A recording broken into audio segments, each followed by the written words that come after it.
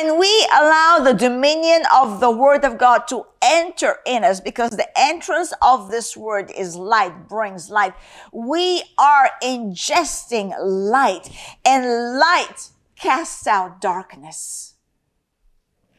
We are receiving love as we receive the word of God, and the love of God that is in this word casts out fear.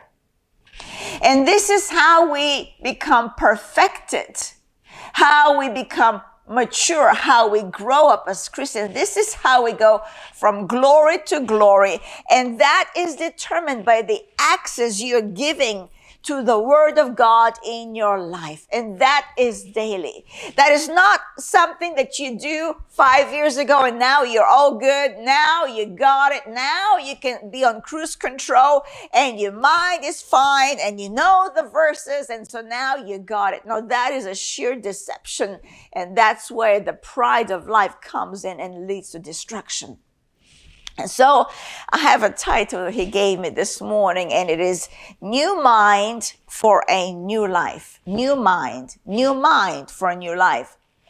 We have been given the mind of Christ, and we looked at, especially a couple of Sundays ago, be like-minded with Christ. In that message, we looked at 1 Corinthians chapter 2, especially verse 16, that we have now the mind of Christ.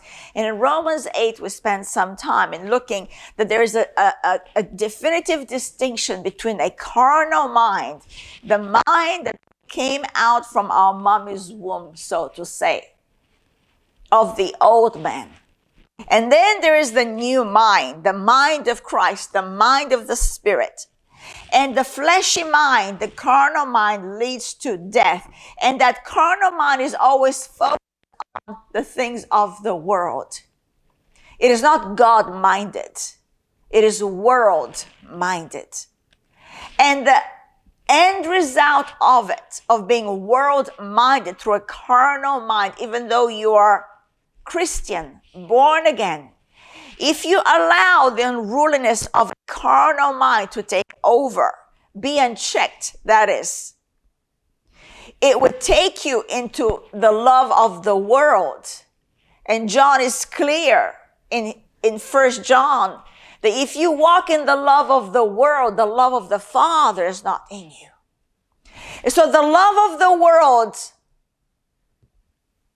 is made of the pride of life, the lust of the eyes, and the lust of the flesh. Everything that is in the world is within those three categories of lustful, corrupted, evil living. That is anti-God. And if we allow ourselves to believe the lie, just because I'm a Christian, my mind is A-okay,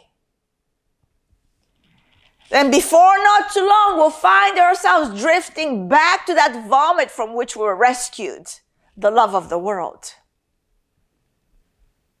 Putting out an image of worldliness, thinking this is successful living. Putting out an image, portraying out that you're making it big time in the world, and totally forsaking the deeper things, totally forsaking the matters of your heart before God.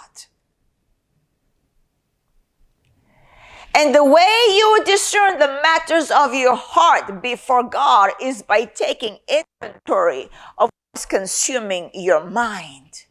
Because that which consumes your mind would lead your life.